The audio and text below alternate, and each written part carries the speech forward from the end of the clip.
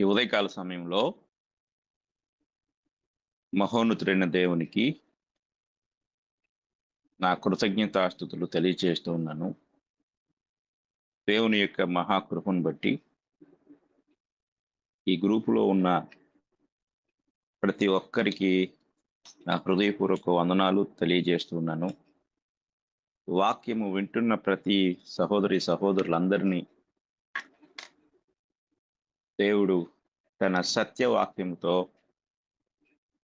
వారి హృదయాలను సంధించాలని నేను కోరుకుంటూ ఉన్నాను. ఈ ఉదయకాల సమయంలో మనము దేవుని వాక్యాన్ని ధ్యానించుటకు గాను దేవుని నామములు మరియు బిరుదులు అనే అంశమును మనము ధ్యానిస్తూ ఉన్నాము. ఆ భాగముగా యెహోవా అను పేరుతో బైబిల్ నందు జతపరచబడిన బిరుదులను గూర్చి ధ్యానిస్తూ యెహోవా ఇరే, యెహోవా రాఫా, యెహోవా నిస్సి, యెహోవా కడాష్ అనే హెబ్రీ పేరులు లేక బిరుదులు, వాటి యొక్క అర్థములు, అవి ఉపయోగించబడిన విధానము, వీటన్నిటినీ మనము నిన్నటి దినం వరకు ధ్యానించాము. ఈరోజు మనము యెహోవా షాలోమ్ అనే హెబ్రీ మాటను మనము ధ్యానించబోతున్నాం. Jehovah Shalom, the lord our peace అనే మాట ఇంగ్లీష్లో రాయబడితే తెలుగులో యెహోవా మన సమాధానము లేక యెహోవా మన సమాధానకర్త అనే అనువాదాన్ని తెలుగు పండితులు అనువదించారు. కనుక మనము ఈ యొక్క మాట యొక్క అర్థాన్ని గమనించినప్పుడు యెహోవా మన సమాధానమై ఉన్నాడు అని మనం గ్రహించగలము.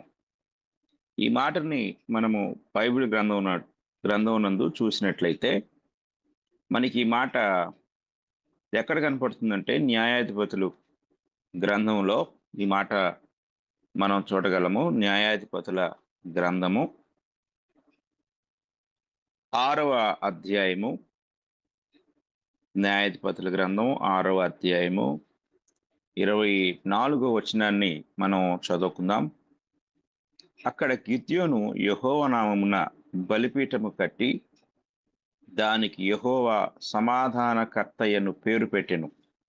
నేటి వరకు అది అబీయెజ్రీయుల ఒఫ్రాలో ఉన్నది. ఇది మనము ఇక్కడ చూడగలం. కనుక ఇక్కడ ఆయన గిద్యోను గారు, న్యాయాధిపతి అయిన గిద్యోను గారు ఆ బలిపీఠం కట్టాడు. బలిపీఠం కట్టి ఆయన పేరు పెడుతూ ఉన్నాడు. ఇంగ్లీష్లో ఇలా ఉంటుంది, the lord and called it Jehovah shalom అనే మాట ఆయన పెట్టాడు. కనుక ఆ బలిపీఠానికి ఆయన పెట్టిన పేరు యెహోవా షాలోమ్ అనగా దేవుడు మన సమాధానమై ఉన్నాడు. ఎందుకు ఈ యొక్క మాట చెప్పవలసి వచ్చింది అంటే, ఇశ్రాయేలీలు అమాలేకీయుల చేత అణచివేయబడుతున్న దినాలు అవి. అలా అణచివేయబడుతూ ఉన్నప్పుడు అది ఎంత భయంకరమైన పరిస్థితి అనేది మనం ఆలోచిస్తే, వారు మిద్యానీయులు ఇశ్రాయేలీలను అణిచివేశారు. ఇక్కడ 2వ వచనం మనం చూసినప్పుడు మిద్యానీయుల చెయ్యి ఇశ్రాయేలుల మీద హెచ్చాయను గనుక వారు మిద్యానీయుల ఎదుట నిలువలేక కొండలోనున్న వాగులను, గుహలను, దుర్గములను తమకు సిద్ధపరచుకునిరి. ఇశ్రాయేలీలు విత్తనములు విత్తిన తరువాత మిద్యానీయులను, అమాలేకీయులను, తూర్పున నుండి వారును తమ పశువులను, గుడారములను తీసుకుని మిడతల దండంత విస్తారముగా వారి మీదికి వచ్చి వారి ఎదుట దిగి గాజాకు పోవునంత దూరము భూమి పంటను పాడు చేసి ఒక గొర్రెను గాని, ఎద్దును గాని, గాడిదను గాని, జీవన సాధనమైన మరి దేనిని గాని ఇశ్రాయేలీలకు ఉండనీయలేదు. వారును వారి ఒంటెలను లెక్కలేక ఉండెను. దేశమును పాడు చేయుటకు వారు దానిలోనికి వచ్చిరి. ఇశ్రాయేలీలు మిద్యానీయుల వలన మిక్కిలి హీన దశకు వచ్చినప్పుడు వారు యెహోవాకు మొర్రపెట్టిరి. ఇది పరిస్థితి. ఇలాంటి పరిస్థితిలో వారు సమాధానము లేక, శాంతి లేక, నెమ్మది లేక ఉన్న పట్టణాన్ని విడిచిపెట్టి, ఇళ్లను విడిచిపెట్టి, వారు కొండలోనున్న వాగులను, గుహలను, దుర్గములను తమ కోసం సిద్ధపరచుకొని అక్కడ నివసిస్తూ ఉన్నారు. వారు వేసిన పంటలు అన్నీ కూడా ఈ మిద్యానీయులు, అమాలేకీయులు, తూర్పు ప్రాంతపు వారు వచ్చి అక్కడే గుడారాలు వేసుకొని మిడతల దండంత విస్తారముగా వచ్చి అన్నిటినీ ధ్వంసం చేసి సర్వనాశనం చేశారు.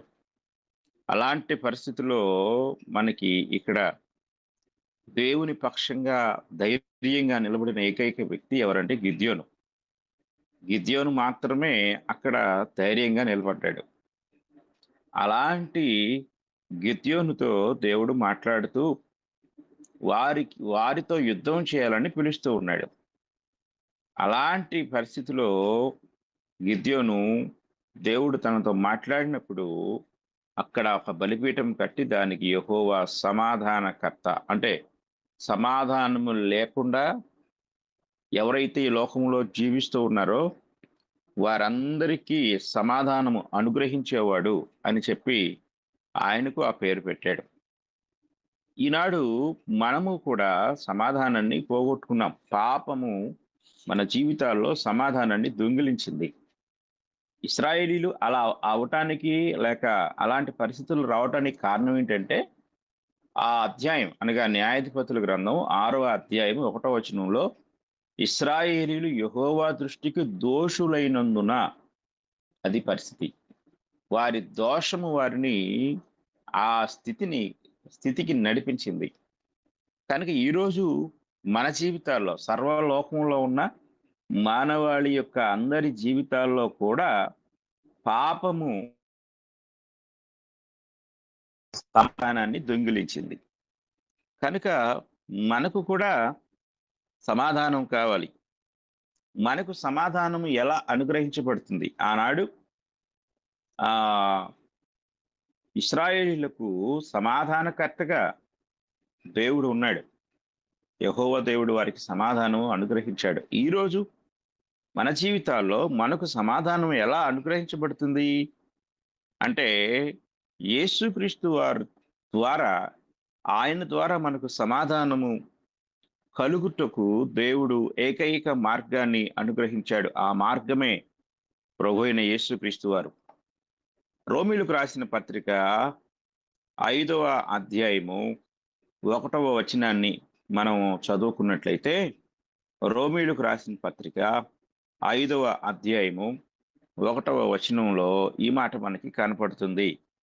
కాబట్టి విశ్వాస మూలమున మనము నీతిమంతులముగా తీర్చబడి మన ప్రభువైన యేసుక్రీస్తు ద్వారా దేవునితో సమాధానము కలిగి ఉందము. ఇశ్రాయేలీయులు చేసిన పాపము లేక అవిధేయత లేక దోషము వారి జీవితాల్లో సమాధానాన్ని దొంగిలిస్తే, ఈనాడు సర్వ మానవాళి యొక్క పాపము వారిని దేవునికి శత్రువులుగా చేసింది. కనుక ప్రతి ఒక్కరూ కూడా దేవునికి శత్రువులైపోయారు. కనుక శత్రువులైన మనలను తిరిగి సమాధానపరుచుకున్నట్టుకు ఆయన తన కుమారుడైన యేసుక్రీస్తు వారిని మనకు అనుగ్రహించి ఉన్నారు. కనుక మనము క్రీస్తు ప్రభు ద్వారా మనము దేవునితో సమాధాన పడగలము.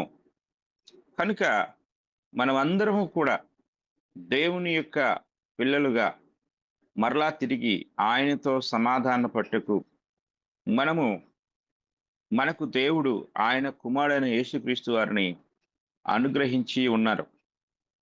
కనుక మనము ఆయన దగ్గరకు వచ్చుట ద్వారా ఆయన ద్వారా మనము తండ్రి ఎద్దుకు చేరగలం. ఎఫెసీయులకు రాసిన పత్రిక 2వ అధ్యాయము 14వ వచనం నుండి మనం చదువుకున్నట్లయితే, ఎఫెసీయులకు రాసిన పత్రిక 2వ అధ్యాయము 14వ వచనం నుండి, ఆయన మన సమాధానమై ఉండి మీకును మాకును ఉండిన ద్వేషమును అనగా విధిరూపకమైన ఆజ్ఞలు గల ధర్మశాస్త్రమును తన శరీరమందు కొట్టివేయుట చేత మధ్య గోడను పడగొట్టి మన ఉభయులను ఏకము చేసెను. ఇట్లు సంధి చేయుచు ఈ ఇద్దరిని తన యందు ఒక్క నూతన పురుషునిగా సృష్టించి తన శిలువ వలన ఆ ద్వేషమును సంహరించి దాని ద్వారా వీరిద్దరిని ఏక శరీరముగా చేసి దేవునితో సమాధానపరచవలనని ఇలాగు చేసిన గనుక ఆయనయే మనకు సమాధాన కారకుడై ఉన్నాడు.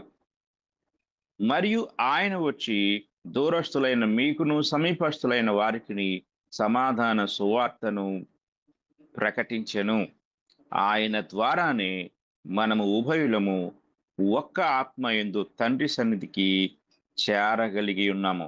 ఇది దేవుని మాటలు మనం ఇక్కడ గమనించినట్లయితే, ఆయన మన సమాధానమై ఉండి, అనగా యూదులకు అన్యజనులకు మధ్య ఉన్న శత్రుభావమును తొలగించి ఒక్క నూతన పురుషునిగా, క్రీస్తునందు ఒక్క నూతన పురుషునిగా, అనగా ఆ యూదుడు, ఆ అన్యుడు లేక గ్రీసు దేశస్థుడు అనే భేదం లేకుండా ఒకే ఒక్క నూతన పురుషుడు, ఆ ఒక్క నూతన పురుషుడే క్రైస్తవుడు. కనుక క్రైస్తవుడు అను పేరును అనుగ్రహించి క్రీస్తు ద్వారా అందరూ కూడా దేవునితో సమాధానపడే గొప్ప భాగ్యాన్ని క్రీస్తునందు దేవుడు మనకు అనుగ్రహించి ఉన్నారు. కనుక నేడు మనకు ఒక షాలోం ఉన్నాడు. ఆ ఆ షాలోం అనగా సమాధానకర్త ఎవరు అనగా ప్రభు అయిన యేసుక్రీస్తు వారు. రోమీయులకు రాసిన పత్రిక 5వ అధ్యాయము మరలా చదువుకుందాం. రోమీయులకు రాసిన పత్రిక 5వ అధ్యాయంలో చాలా శ్రేష్టమైన సంగతులు మనకు కనపడుతూ ఉంటాయి. 10, 11 వచనాలు మనం చదువుకుందాం. ఏలయనగా శత్రువులమై ఉండగా ఆయన కుమారుని మరణము ద్వారా మనము దేవునితో సమాధానపరచబడిన ఎడల సమాధానపరచబడిన వారమై ఆయన జీవించుట చేత మరి నిశ్చయముగా రక్షింపబడుదుము. అంతేకాదు, మన ప్రభు అయిన యేసుక్రీస్తు ద్వారా మనము దేవుని యందు అతిశయపడుచున్నాము. ఆయన ద్వారానే మనము ఇప్పుడు సమాధాన స్థితి పొంది ఉన్నాము. ఎంత అద్భుతమైన మాటలు ఇక్కడ పౌలు గారు మనకు తెలియజేస్తూ ఉన్నాడు. కనుక మనకు సమాధానకర్త మన ప్రభు అయిన యేసుక్రీస్తు వారు. 2వ కొరింథీ పత్రిక 5వ అధ్యాయము 19వ వచనాన్ని కూడా మనం చదువుకున్నట్లయితే ఇక్కడి మాట కనపడుతుంది. అదేమనగా, దేవుడు వారి అపరాధములను వారి మీద మోపక క్రీస్తునందు లోకమును తనతో సమాధానపరచుకొనుచు ఆ సమాధాన వాక్యమును మాకు అప్పగించెను. కావున దేవుడు మా ద్వారా వేడుకొనున్నట్టు మేము క్రీస్తుకు రాయబారులమై దేవునితో సమాధాన పడుడని క్రీస్తు పక్షముగా మిమ్మల్ని బతిమాలు కొనుచున్నాము. కనుక ఆయన మన సమాధానకర్త. కనుక ఈరోజు మనము ఆ యొక్క సమాధానాన్ని పొందవలసిన వారమై ఉన్నాం. ఈరోజు వాక్యం ఉంటున్న మీలో ఎవరైనా సరే మీ జీవితంలో సమాధానము లేకపోతే, నెమ్మది లేకపోతే, శాంతి లేకుండా ఉన్నట్లయితే ఈ వాక్యం వింటూ ఉండగా ప్రభువైన యేసుక్రీస్తును మీరు విశ్వసించడం ద్వారా, అంగీకరించడం ద్వారా మీరు సమాధానము పొందగలరు. మీ జీవితంలో ఐశ్వర్యము, డబ్బు, ఉద్యోగము, వ్యాపారము, ఈ లోక సంబంధమైన ఎటువంటిది ఇవ్వలేని గొప్ప నెమ్మదిని, సమాధానమును ప్రభువైన యేసుక్రీస్తు మీకు అనుగ్రహించగలడు. ఆ విశ్వాసాన్ని ఎవరైతే కలిగి ఉంటారో వారు క్రీస్తునొద్దకు వచ్చుట ద్వారా మన పాపములకు ఆయన బలి అయి మనకు శాంతిని అనుగ్రహించి ఉన్నారు. పాపము దొంగిలించిన సమాధానాన్ని క్రీస్తు ప్రభువు మరలా మనకు అనుగ్రహించు ఉన్నారు. కనుక మీ జీవితంలో సమాధానము మీరు ఆశించినట్లయితే, మీరు ఎన్నో ప్రయత్నాలు చేసి ఒకవేళ విసిగి వేసారిపోయినా ఈరోజు ఈ వాక్యం వింటూ ఉండగా, ప్రభు మీతో మాట్లాడుతూ ఉండగా, ప్రభువునొద్దకు వచ్చినప్పుడు ఆయన మీకు సమాధానము అనుగ్రహించువాడై ఉన్నాడు. ఇక మనం 6వ మాటలోనికి వెళ్దాం. 6వ మాట మనం గమనించినట్లయితే యెహోవా సిద్కెను అనే మాట మనకు కనపడుతుంది. ఇంగ్లీష్లో ద లార్డ్ అవర్ రైచియస్‌నెస్ అనగా దేవుడు మన నీతి. యెహోవా మన నీతి అయ్యున్నాడు. యెహోవా సిద్కెను అనగా యెహోవా మన నీతి అనే మాట మనకు ఇక్కడ కనపడుతుంది. మొదటిసారి ఈ లోకమునకు రాబోచున్న మెస్సియా ఇశ్రాయేలునకు నీతి కలుగుటకు ఏ విధముగా బలియాగము కాబోచున్నాడో యిర్మీయా తన ప్రవచనములో ఈ మాటను తెలియజేశాడు. ఒకసారి మనం చదువుకుందాం. పాత నిబంధన గ్రంథానికి మనం వెళ్ళినట్లయితే ప్రవక్తల గ్రంథాల్లో యిర్మీయా గ్రంథం మనకి కనపడుతుంది.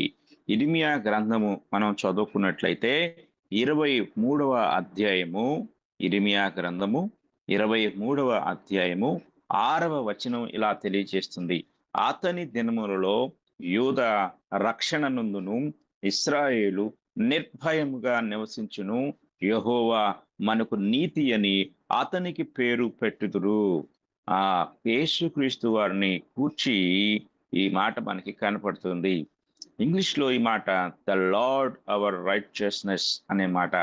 ఇది జాగ్రత్తగా మనం గమనించాలి. కనుక ఆయన పేరు ఇక్కడ ఇలా పిలువబడుతుంది.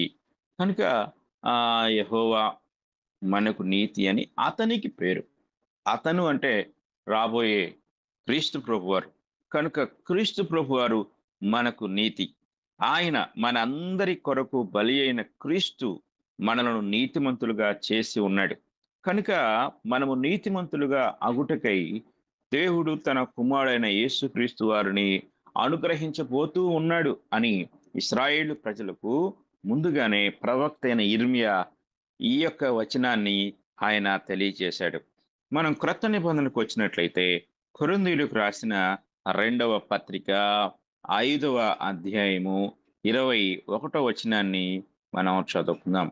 5వ అధ్యాయము 21వ వచనం.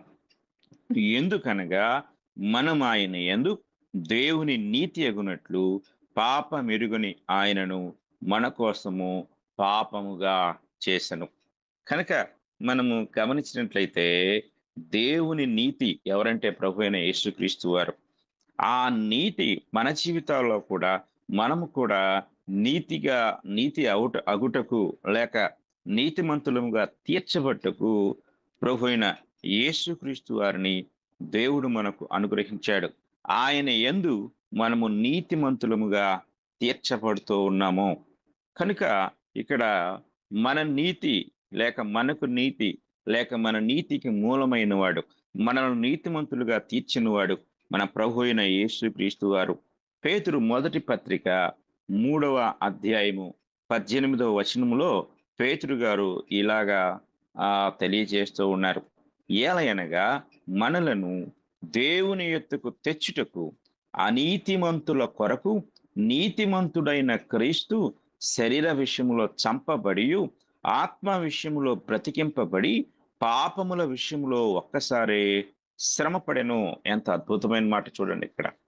మనలను దేవుని యొద్దకు తెచ్చుటకు అనీతిమంతుల కొరకు. చూడండి, అనీతిమంతులు మనం ఎవరము? అనీతిమంతులము. కనుక మనము నీతిమంతులము కాదు. నీతిమంతుల కోసం ఆయన చనిపోలేదు. ఆయన చనిపోయింది అనీతిమంతుల కొరకు. ఇది ఎంత గొప్ప సత్యమో మనం చాలా జాగ్రత్తగా గమనించాలి. రోమీయులకు రాసిన పత్రిక 5వ అధ్యాయము 7వ వచనం ఈ మాట మనకు తెలియజేస్తూ ఉంది. నీతిమంతుని కొరకు సహితము ఒకడు చనిపోవుట అరుదు. మంచివాని కొరకు ఎవడైనా ఒకవేళ తెగింపవచ్చును. అయితే దేవుడు మన యెడల తన ప్రేమను వెల్లడిపరుచున్నాడు. ఎట్లనగా మనమింకను పాపులమై ఉండగానే క్రీస్తు మన కొరకు చనిపోయెను. కాబట్టి ఆయన రక్తము వలన ఇప్పుడు నీతిమంతులముగా తీర్చబడి మరింత నిశ్చయముగా ఆయన ద్వారా ఉగ్రత నుండి రక్షింపబడుతుము. దేవుడు ఎంత ప్రేమ కలిగిన వాడు, ఎంత కరుణ కలిగిన వాడు చూడండి. ప్రియ సహోదరి సహోదరులరా, మనము పాపులముగా ఉన్నప్పుడే మనము మంచి భక్తిపరులమని, మంచి పరిశుద్ధులమని దేవుడు మన కొరకు ఆయన కుమారుని అప్పగించలేదు. కానీ కనీసము నీతిమంతుని కొరకు ఎవడైనా ఒకవేళ చనిపోవుటకు సిద్ధపడతాడు. అయ్యో! ఒక నీతిమంతుడు చనిపోతున్నాడు. నేను అతని బదులుగా చనిపోతే, ఆ నీతిమంతుడు అనేకులకు ఉపయోగపడతాడు అని చెప్పి చనిపోవటానికి ఎవరైనా ఒకవేళ తెగింపవచ్చు. అది కూడా అరుదుగా జరుగుతుంది. కానీ దేవుడు తన ప్రియ కుమారుని నీతిమంతుల కొరకు ఆయన అప్పగించలేదు. ఆయన తన ప్రేమను వెల్లడిపరుచున్నాడు. ఎలా వెల్లడిపరుచున్నాడు అంటే, పాపులమై ఉండగానే, మనమందరము కూడా పాపులమై ఉండగానే, ఆయన కుమారుడైన యేసుక్రీస్తు వారిని మన కొరకు అప్పగించాడు. క్రీస్తు మన కొరకు చనిపోయాడు. కాబట్టి ఆయన పరిశుద్ధ రక్తము మనలను నీతిమంతులుగా తీర్చుతుంది.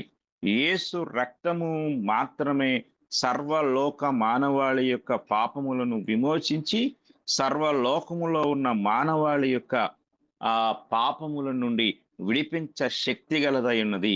ఎందుకంటే ఈ లోకంలో ఎవరి రక్తము కూడా పరిశుద్ధమైనది కాదు.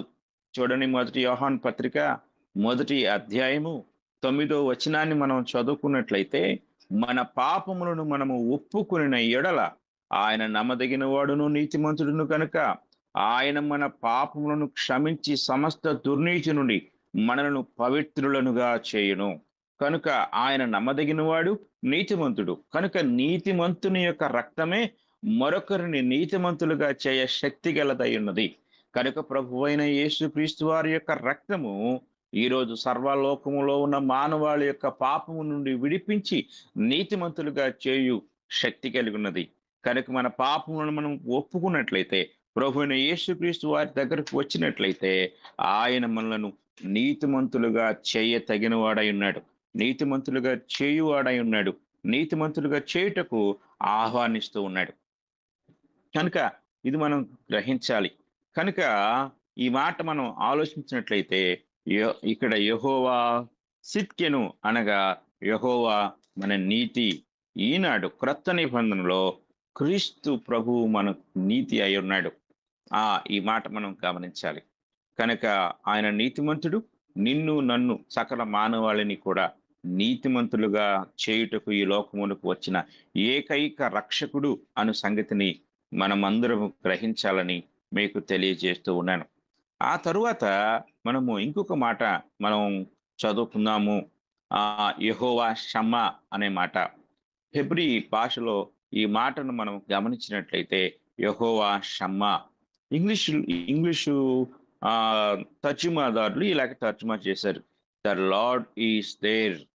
ఎంత గొప్ప మాట! యెహోవా ఇక్కడ ఉన్నాడు. చాలా మందిని మనం గ్రహించితే దేవుడు ఇక్కడ ఉన్నాడు అనే విశ్వాసాన్ని కలిగి ఉండలేరు. కానీ యెహెజ్కేలు గ్రంథకర్త ఈ మాటలు రాస్తూ ఉన్నప్పుడు ఆయన రాసిన మాటలు ఇవి. యెహెజ్కేలు గ్రంథము 48వ అధ్యాయం 48వ అధ్యాయము మనము గమనించినట్లయితే 35వ వచనం ఇలా తెలియజేస్తూ ఉంటుంది.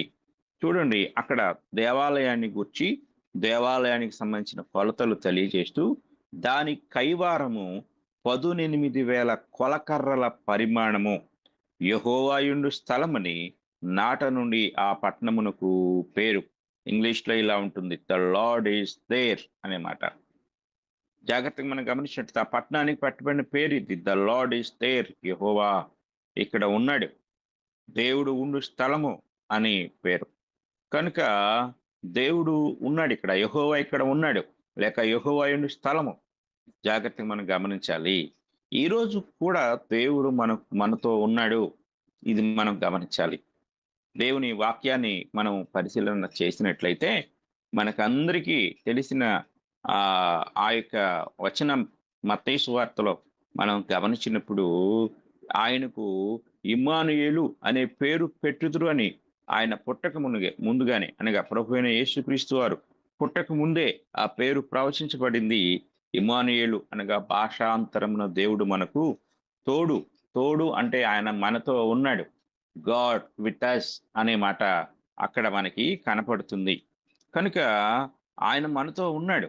కనుక ఆ ఆ దేవుడు మనతో ఉన్నాడు అనే సంగతిని, అనగా క్రీస్తు ప్రభు ద్వారా ఆయన మనతో ఉన్నాడు అనే సంగతి మనము అక్కడ వినగలం.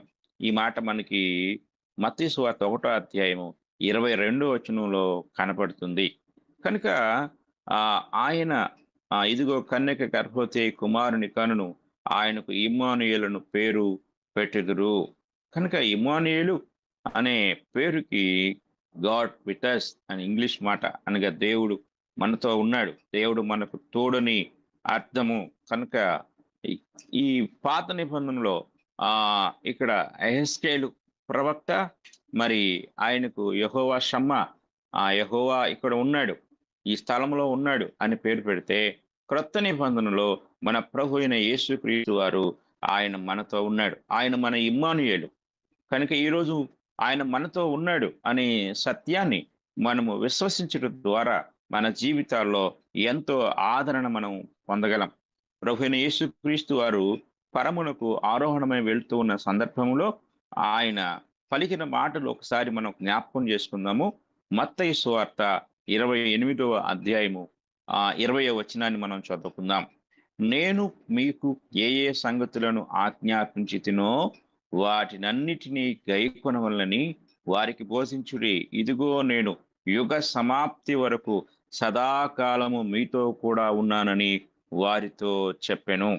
ఈ మాట మనం చాలా జాగ్రత్తగా గమనించినట్లయితే ఎంతో చక్కగా ఇక్కడ మనకు కనపడుతుంది. ఆయన మనతో ఉన్నాడు. సదాకాలము మీతో కూడా ఉన్నానని వారితో చెప్పెను. నేను ఇప్పుడు భౌతికంగా మీతో లేనని మీరు భయపడవద్దు. నేను మీతో ఉన్నాను. సదాకాలం మీతో కూడా ఉంటాను. యుగ సమాప్తి వరకు మీతో కూడా ఉంటాను. మీతో కూడా ఉన్నాను అని వారితో చెప్పాడు. కానీ ఈరోజు ఈ వాక్యం వింటున్న ప్రతి ఒక్కరు గ్రహించండి.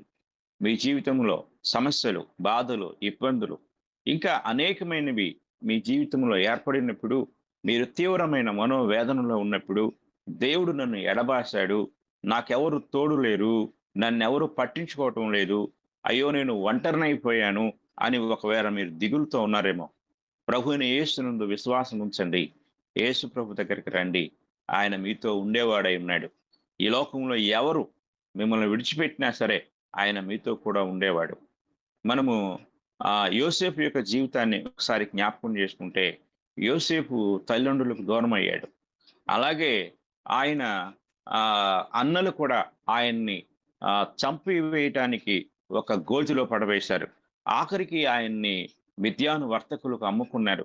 తల్లి లేదు, తండ్రి లేదు, సొంత అన్నలే చంపడానికి ప్రయత్నించారు. ఇలాంటి పరిస్థితుల్లో ఒంటరివాడుగా ఉన్నప్పటికీ కూడా ఆయన తన జీవితంలో ఒక విశ్వాసాన్ని కలిగి ఉన్నాడు. ఆ విశ్వాసాన్ని మనం ఆలోచన చేస్తే ఆది కాండము గ్రంథము 39వ అధ్యాయము, ఆది కాండము గ్రంథము 39వ అధ్యాయము 2వ వచనాన్ని మనం చదువుకున్నట్లయితే, యెహోవా యోసేపునకు తోడై ఉండెను గనుక అతడు వర్ధిల్లుచు తన యజమానుడకు ఆ ఐగుప్తుని ఇంట ఉండెను. జాగ్రత్త మనం గమనించాలి. ఇక్కడ పెద్ద అక్షరాలతో ఇంగ్లీష్ లో ఈ మాట కనపడుతుంది. And the lord was with Joseph. ఎంత అద్భుతమైన మాట. ఈరోజు మన జీవితాల్లో కూడా దేవుడు మనకు తోడై ఉన్నాడు. ఆయన యందు విశ్వాసం ఉంచడం ద్వారా ఈ సంగతి ఎవరికి తెలిసిందో తెలుసా? 3వ వచనం చదువుకుందాం. యెహోవా అతనికి తోడై ఉండెననియు అతడు చేసినదంతయు అతని చేతిలో యెహోవా సఫలము చేసననియు అతని యజమానుడు చూచినప్పుడు యోసేపు మీద అతనికి కటాక్షము కలిగెను కనుక అతని యొద్ద పరిచర్య చేయువాడాయెను. మరియు అతడు తన ఇంటి మీద విచారణకర్తగా అతను నియమించి తనకు కలిగినదంతయు అతని చేతికి అప్పగించెను. ఎంత అద్భుతమైన పరిస్థితులు! చాలా జాగ్రత్తగా మనం గమనించాలి. ఇంకొక వచనం కూడా ఉంది ఇక్కడ, 21వ వచనం. 21వ వచనాన్ని కూడా మనం చదువుకున్నట్లయితే, అయితే యెహోవా యోసేపునకు తోడై ఉండి ఎంత చక్కగా ఉంటుందో ఈ మాట.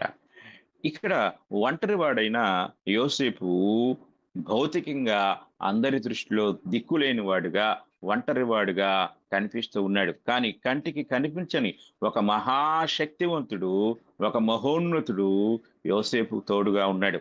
ప్రియ సహోదరి, ప్రియ సహోదరుడా, ఈ రోజు నీ జీవితంలో నీకున్నవారు, నీతో ఉన్నవారు నిన్ను విడిచిపెట్టి వెళ్ళొచ్చు.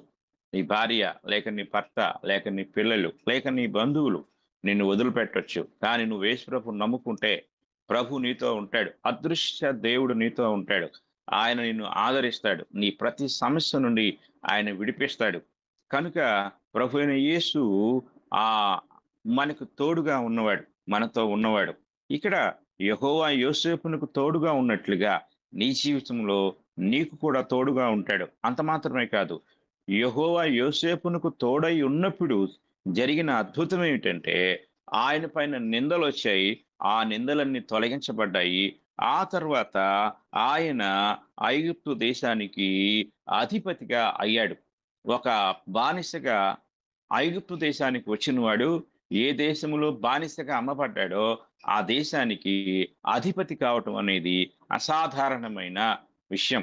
ఇది ఊహించలేని విషయం. కారణం ఏమిటి అంటే, యోసేపుకు దేవుడు తోడుగా ఉన్నాడు.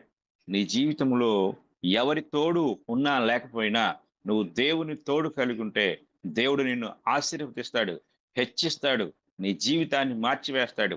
కనుక నాకు డబ్బు తోడుంది, లేకపోతే ఆస్తి తోడుంది, లేక ఉద్యోగం తోడుంది, లేక ఏదేదో తోడుందని ఆ భౌతికమైన, అశాశ్వతమైన తోడుతో, ఆ తోడును బట్టి నువ్వు అతిశయిస్తూ ఉన్నావేమో, ఆ తోడు నిన్ను విడిచిపెట్టి వెళ్ళిపోతుంది. నువ్వు ఒంటరిగా మిగిలిపోతావు. కానీ దేవుని తోడు నీ జీవితంలో ఉన్నప్పుడు ఆయన నీతో ఉంటాడు. నిన్ను ఆదరిస్తాడు. నీ జీవితానికి గొప్ప మేలు అనుగ్రహించేవాడుగా ఉంటాడు. కనుక ఈ విషయాన్ని గ్రహించవలసిందిగా ప్రతి ఒక్కరిని ప్రేమపూర్వకంగా కోరుతూ ఉన్నాను.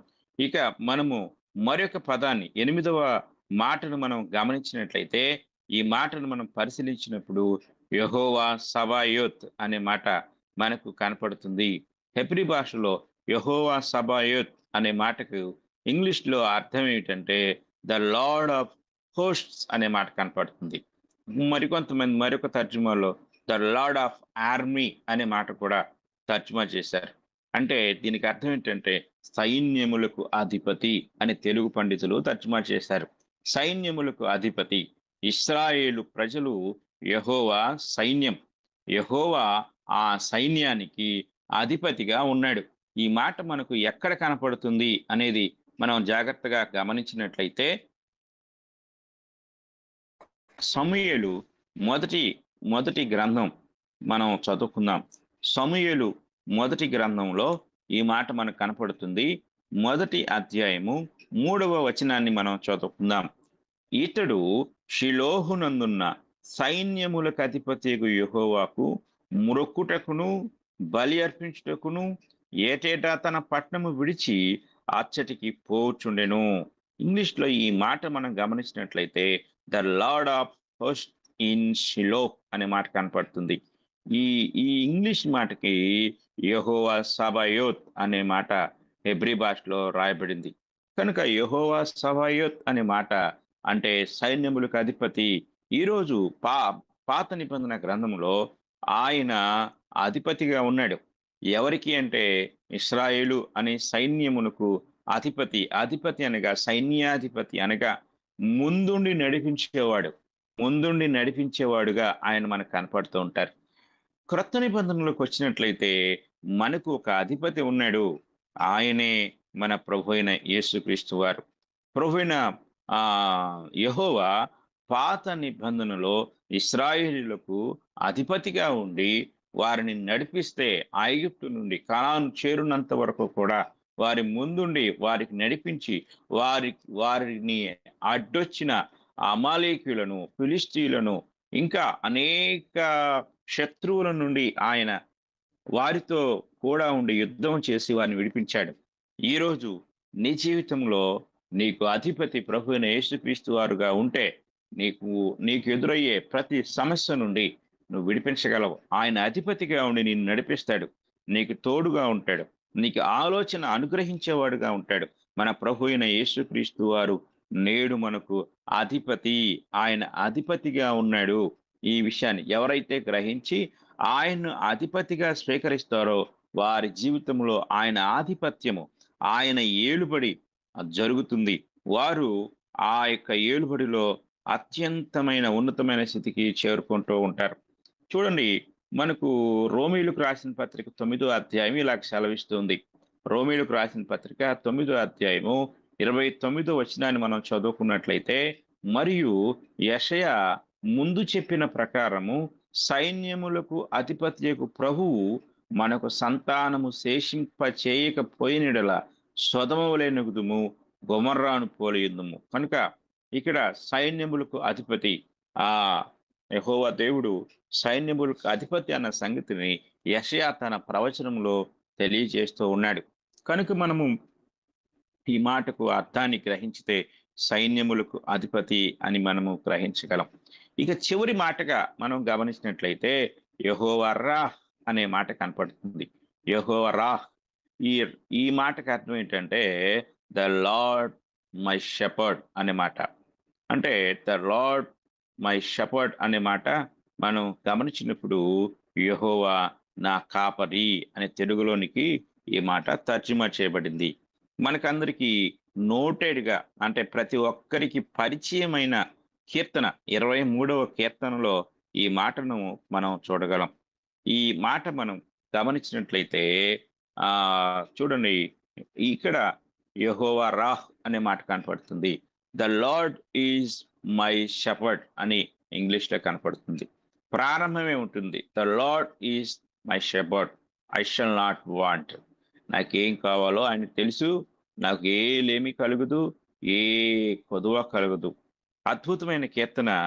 ఎన్నో మాటలు ఇక్కడ అంటే ఎన్నో అద్భుతమైన ప్రసంగాలు, ఎన్నో పుస్తకాలు ఇక్కడ ఈ యొక్క కీర్తన మీద రాయబడ్డాయి. ఎంతోమంది పండితులు చక్కని పాటలు ఈ యొక్క కీర్తన మీద రాశారు. కనుక యెహోవా రాహ్ అనే మాటకు అర్థం ఏంటంటే యెహోవా నా కాపరి. కనుక ఆయన మనకు కాపరిగా ఉన్నాడు. ఇశ్రాయేలులకు కాపరిగా ఉన్నవాడు. కనుక ఇశ్రాయేలులకు కాపరిగా ఉండి ఇశ్రాయేలును నడిపించిన వాడుగా దేవుని మనము చూడగలం. కనుక ఆయన కాపరి.